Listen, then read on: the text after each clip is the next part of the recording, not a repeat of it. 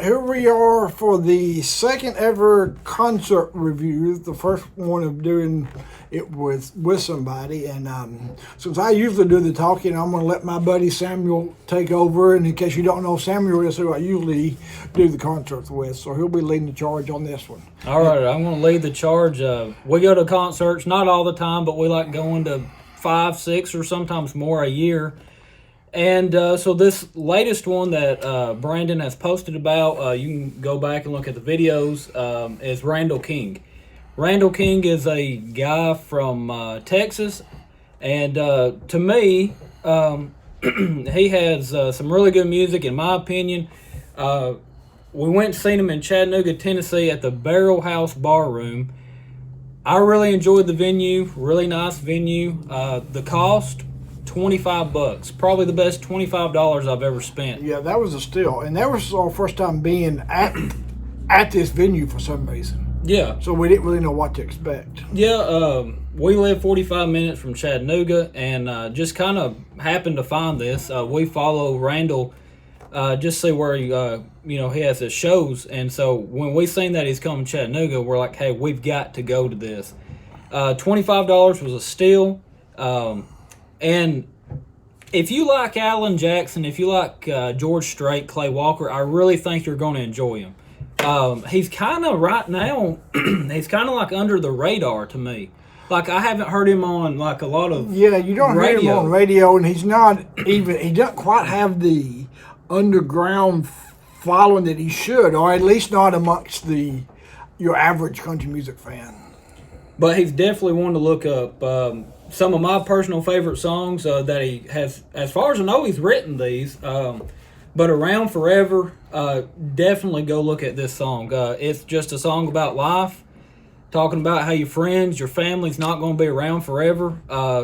Personally, it spoke to me, and it really makes you think about life. Baby Do, that's a good one. And I think probably one of his hottest songs right now that I know of is You and a Honky Tonk. Yeah, that's a good one. I think that's his latest I think so.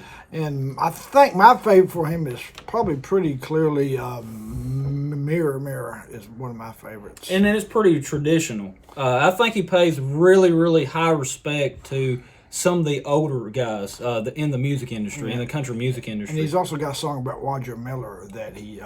The first time I heard it, I'm like... That's a good tribute. The first time I heard it, I'm like, whoever, like, how those lyrics come to him, I'm thinking, it's genius. It's I couldn't have wrote it, I mean, right. My hat goes off to him. Yeah, it's a clever song, and that was one of the songs he sung. It's Roger, parentheses, Miller Lite, and me. Yeah. So go check that one out.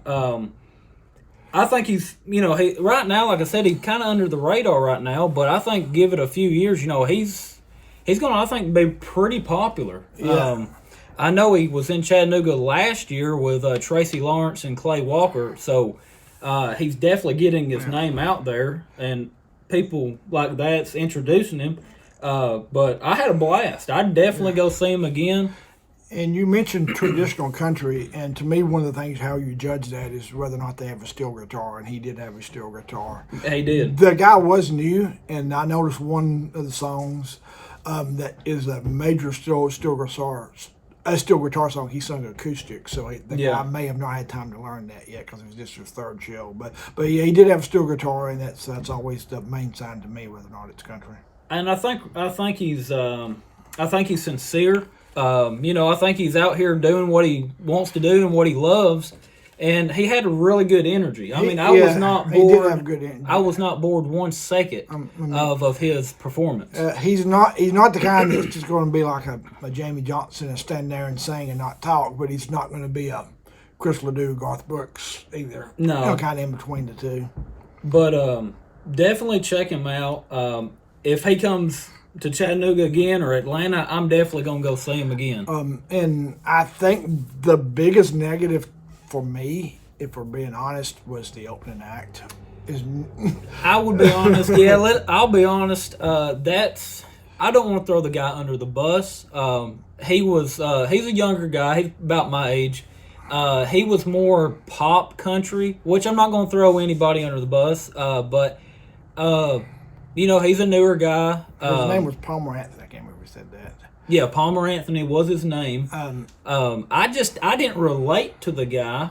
Nah, I got bad vibes, and he came out. I thought he was punk rock when his first song he sung. Yeah. But yeah, I mean that was about as bad as I've opening act as I heard. He went on for 45 minutes, if I'm not mistaken, and I'm standing there. I've heard better opening acts. 45 minutes I felt kind of like wasted, but now there was other people in the crowd having a good time. Don't get me wrong, but I just wasn't really getting it. One thing that I thought was odd, and I think we talked about this off air, was that I don't know every single word to every single Randall King song. He even sang a couple songs that I did not know. But even on those songs, I could still understand him, and I got the gist of what the song was.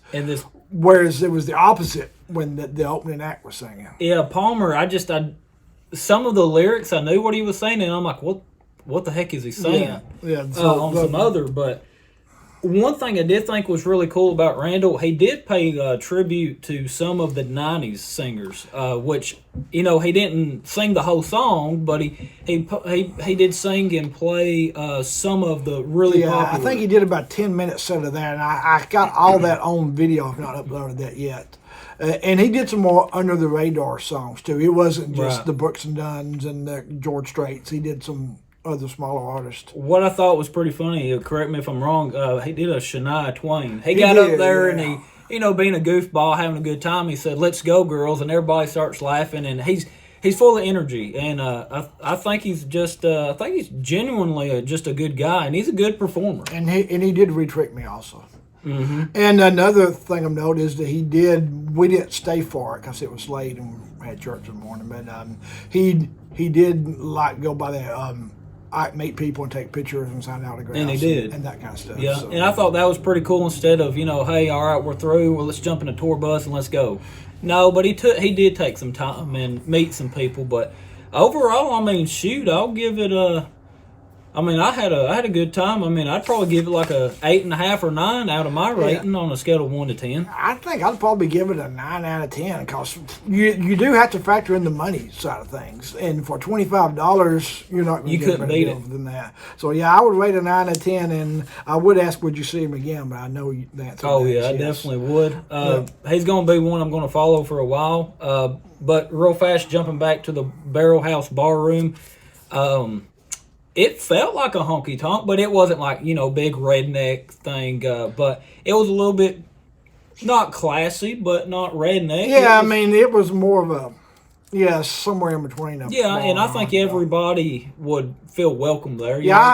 I didn't see any bad behavior, and like they checked your weapons and stuff before you went in. And so it's a safe place. Like you got your knife thrown away.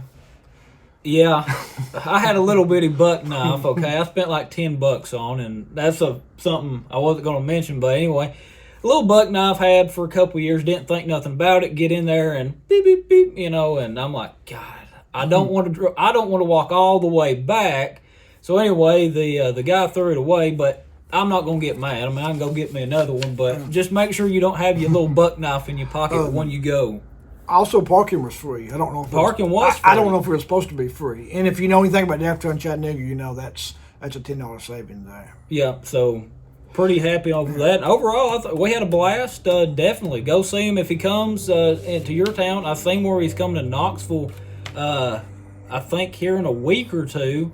It's on a Thursday night. So definitely look him up, listen to his songs, and that's our review of Randall King. Like and subscribe.